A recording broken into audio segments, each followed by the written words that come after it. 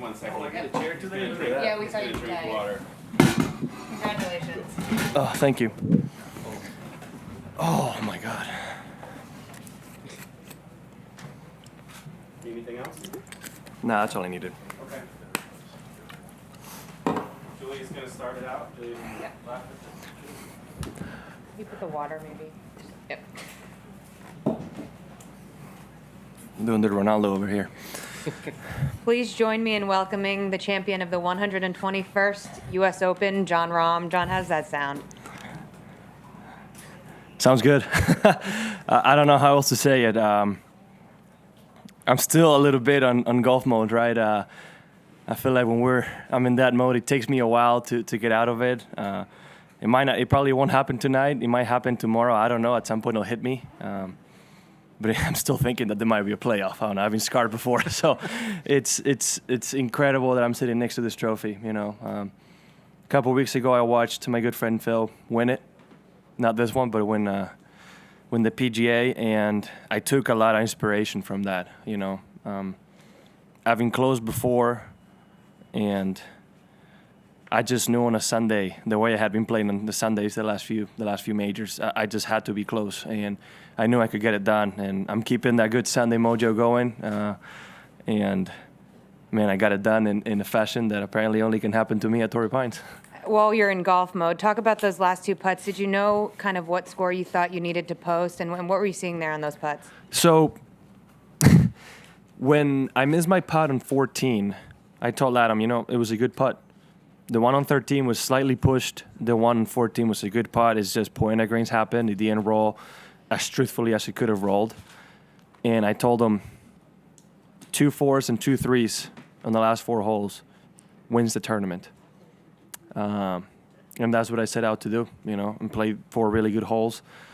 And not that I was really thinking about it on 17, but last time I won here, I finished birdie eagle, and I knew I could finish strong again. I knew history could get close to repeating itself, and I was aware of it hitting that putt, and I stayed patient all day. I haven't made many long putts all week. I made one on Thursday on 14, but that's the kind of putts I like, I've made a couple of long left-to-righters in the past and some clutch moments, and I was able to get 2 more on the last 2 holes. People talk a lot about where they win their U.S. Open, and for you to win it here on your first Father's Day, is that just icing on the cake? Yes. If you follow golf, I feel like you've heard it a million times how much I love this place, It's been my favorite city for a long time. It was my wife's favorite city before we ever met, and she used to come stay at this Hilton before they knew what golf was, pretty much. And getting my first PGA Tour win here the way I did with my dad watching, I was really happy my dad was here at that time. And as a father on my first Father's Day, with my dad here, to get this one done the way I did, on top of that, you add the fact that we got engaged here as well, and I have a very happy life. I can say I'm extremely happy off the golf course, but this one might steal the show for a couple of days. This is very, very incredible, very, very hard to believe that some story of the story can round up and end up so good. It almost feels like this is a movie that's about to end and I'm going to wake up soon. But, with the setback I had a couple weeks ago to end up like this, it's incredible. I do love Torrey Pines, and Torrey Pines loves me. We're going to go to Adam on the right. Jon, how aware were you of the star-studded leaderboard and what was happening around you, and how did you keep your composure on the back nine?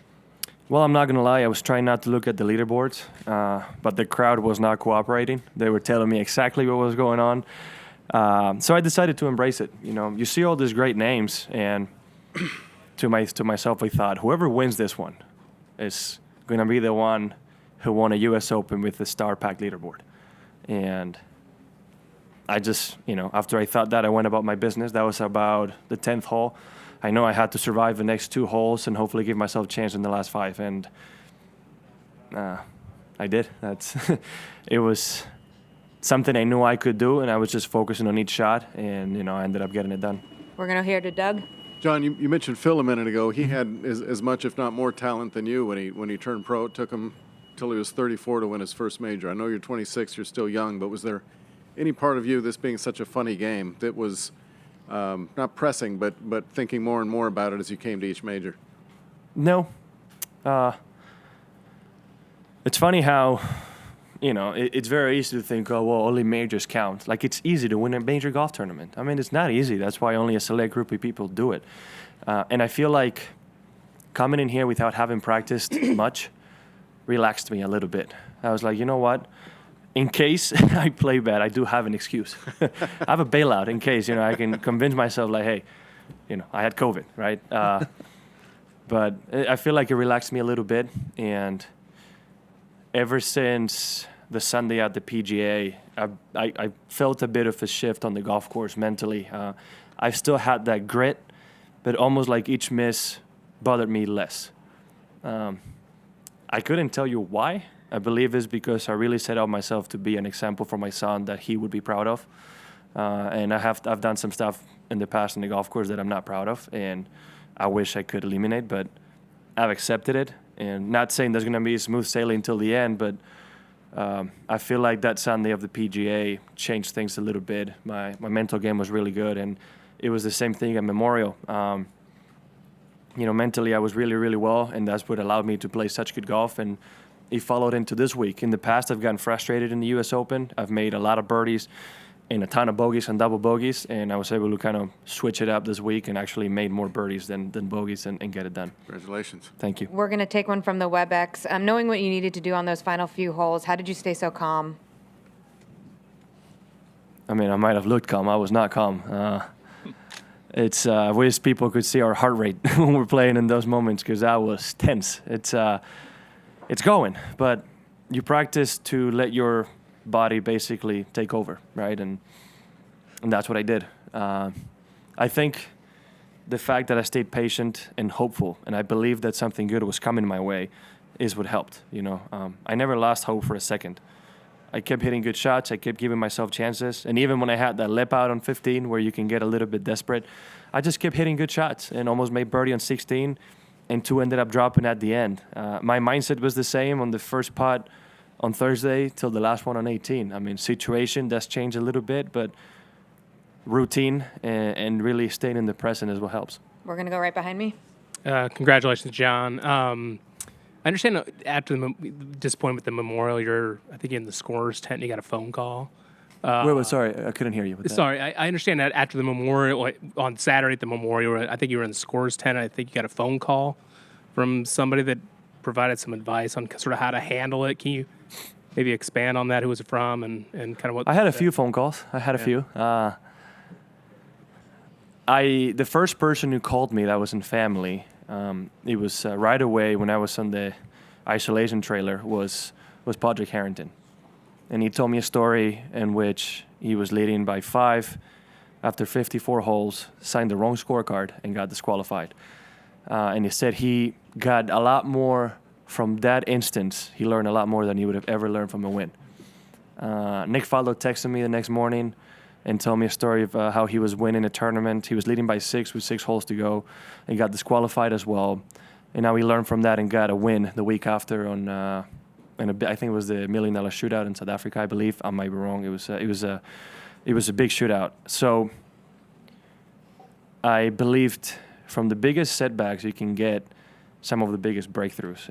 And that's why I stay so positive. That's why I kept telling Kelly when she was devastated about what happened in my family and everybody around me, something good is going to come. I don't know what, but something good is going to come. And I felt it today out there on the golf course. I had in mind Padraig and Nick when I was out there on the golf course a couple times, knowing that, they won shortly after, and I knew today was my day. Right here. John, can you walk us through the putt on 18, and when did you know it was going in? Well, I'm a field player, right? So I could tell you if we go where I was, the spot I was looking at, but I don't know how far left of the hole it was. I think it was 3-4 feet left of the hole. And, I stayed positive. I watched Lee Westwood hit that putt to try to tie Rocco a couple years ago on 18. And I knew at the end, it snaps hard right at the end. I know it does. It doesn't really look like it, but it does. That's why Tiger's putt took so long to end up breaking left that same year. So I was aware of that. I trusted my read. And as soon as I made contact, I looked up and saw where the ball was going. It was exactly the speed and line I visualized. And I told myself, that's in. If you could see my thoughts with 10 feet to go, in my mind, I'm like, that's in the hole. And it went in. Right here.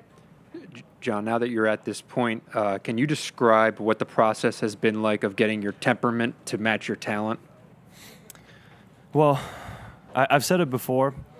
I know it's hard to believe, but it's been a steady progress. Like everything in life, there's setbacks, but I feel like from these setbacks, some good moments have come. I believe becoming a dad was always going to help me, because before I could always have the excuse that getting mad helped me out, helped me win golf tournaments. But right now, I'm a role model to my son. I'm going to be, and as I am to many, many kids out there. And now I understand what I can do, and I know I can perform at my best without showing my frustration so much. I made that deal with myself after the third round of the PGA. You know, I wasn't happy with how I ended, and I could have handled it better. And I vowed to myself to be a better role model for my son. He won't remember any of this because he's only 10 weeks old, but I do. And hopefully in the future he can grow up to be somebody who's proud of his dad, and hopefully I can provide that example. And can you describe this morning right when you wake up, where your mind starts going? I got woken up by crows. I don't know why, but that's what I was thinking. I was thinking, man, those birds.